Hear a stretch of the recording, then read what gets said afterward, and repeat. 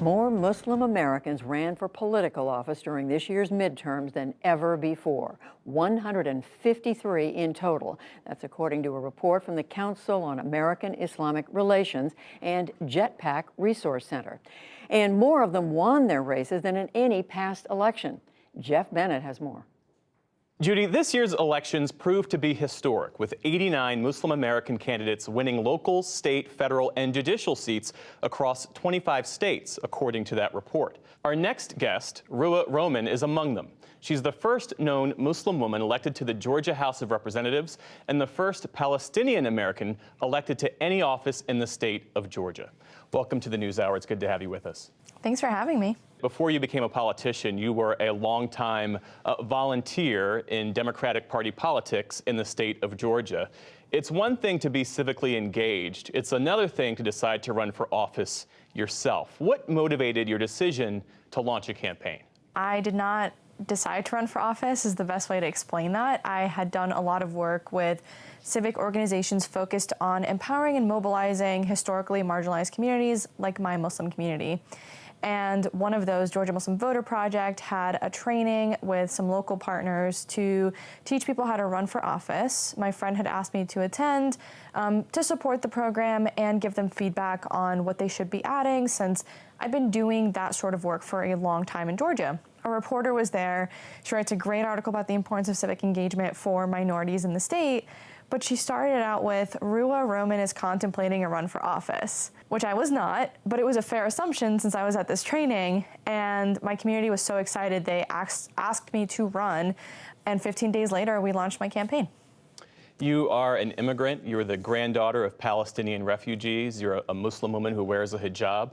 What has the road to political office been like for you? It's been long and it's been unexpected sometimes, but it's also been one built by those who've come before me. The woman who ran in my seat 4 years ago is also a Muslim woman. Her name is Aisha Yaqub. She founded the Georgia Muslim Voter Project. She's currently the executive director of Asian American Advocacy Fund. And my win is a result of that investment, that almost decade-long investment by the Muslim community, by other minority groups in Georgia that said, hey, we're tired of these decisions being made about us, but without our voices. It's time we were at those tables. And so for years now, these organizations have worked to build the infrastructure needed for campaigns like mine. Is that what you think accounts for the historic number of Muslim Americans who are not just running for elected office, but in this last election, won? Absolutely. We have been able to show over years now that as the community continues to invest time, of course, money, of course, but also their vote, their civic participation, their work in coalitions with other organizations, that we can make history happen. And that's exactly what happened in Georgia. You ran on a platform focused on increasing public school funding, tackling Medicaid, expanding voting rights. How does your background, how does your experience inform your approach to policymaking? I've been doing this work in Georgia for almost 10 years. I've learned how the General Assembly works here. I have the knowledge and the experience to be able to come to the table and say, look, there's a better way of doing this. There's a way of doing this that will benefit Georgians across the board, not just the select few.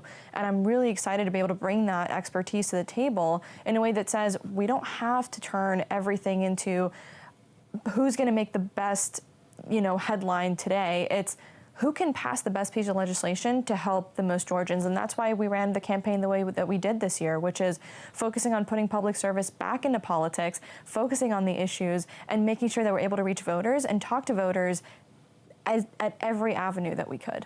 In an election year, most of the attention is focused on lawmakers, it's focused on politicians at the national level.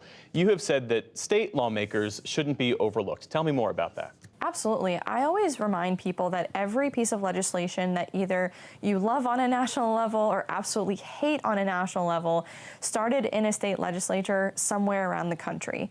At the end of the day, these laws start right here. In our case, whether it's the heartbeat bill or other pieces of legislation as it pertains to immigration, as it pertains to taxes, even as it pertains to healthcare. We saw this with Obamacare.